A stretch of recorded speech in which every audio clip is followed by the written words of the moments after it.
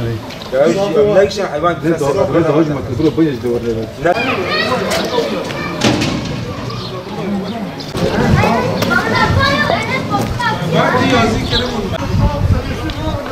كاري كيفك مش قدام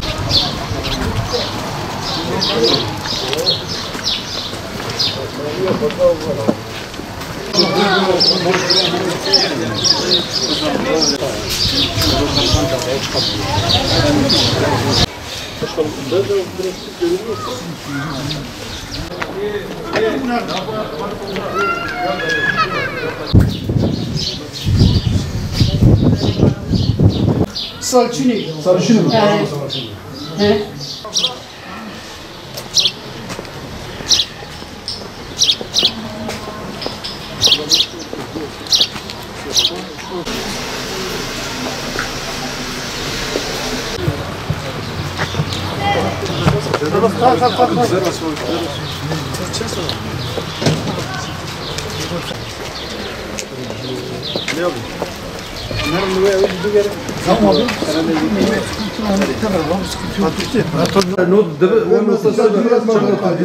Başka bir şey yok.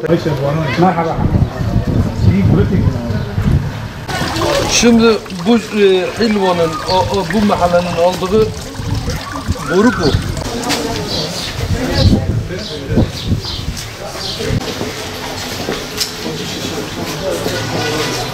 İnsan her Görme karşılık pırlajlar. Bunun ağzı gene mi kapatmışlar? Normalde takviye kanalı bu mahallenin takviye kanalı. Evet, biliyorsunuz ki birkaç gün önce Hilvan'da aşırı yağışlar sonucu istenmeyen bir doğal afet oluştu. Tabii bu doğal afet aslında biraz da farklı bir durum ortaya çıkarmış. O da şu, buradaki yaşanan şey sadece bir sel felaketi değil, sıradan normal bir sel felaketi değil. Zamanında maalesef yerel yönetimler üzerine düşen görevi yapmadıkları için hemen şu arka tarafımızda bir yol var ve ana yolun çalışması yapılırken yolun kod seviyesi yükseliyor. Yükseldikten sonra mahallenin kod seviyesi aşağıda kalıyor. Yerel yöneticiler bunu hesaplamadıkları için, üzerine düşen görevleri yapmadıkları için, yeteri miktarda tahliye kanalları oluşturmadıkları için aşırı bir yağıştan sonra şu çevrede görmüş olduğunuz 54 tane ev zarar görüyor. Ve buradaki oturan mahalle sakinleri şunu söylüyor. Diyorlar ki geçen yıl da aynı sorunu yaşadık. Geçen yıl da aynı sıkıntılarla karşılaştık. Yine yağmur yağdı, yine evlerimizi su bastı. Fakat yine yereldeki yöneticiler maalesef üzerine düşen görevi yapmadılar. Hatta bizimle ilgilenmediler. Geçen yılki zararlarımızı dahi karşılamadılar diyor. Sadece bir geçmiş olsun temennisiyle gelip gittiler diyorlar. Ve ben de burada Hüdapar'ın Şanlıurfa İl Başkanı olarak sesleniyorum. Diyorum ki devlet niye vardır? Hükümet niye vardır? Yerel yönetimler niye vardır?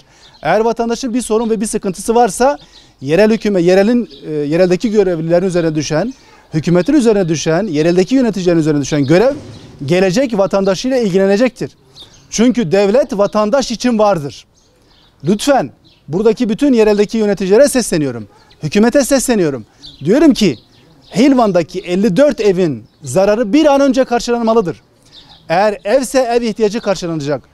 Evdeki eşya ise evdeki eşyanın zarar tespiti yapılacak ve en kısa sürede karşılanması gerekiyor. Bakın yarın bayramdır. Bu bayram sürecinde buradaki insanların oturabileceği bir ev yok. Evde üzerinde oturacağı bir halısı yok. Çalıştırabileceği bir buzdolabı yok. Maalesef birçok ev çok büyük bir oranda hasar görmüş.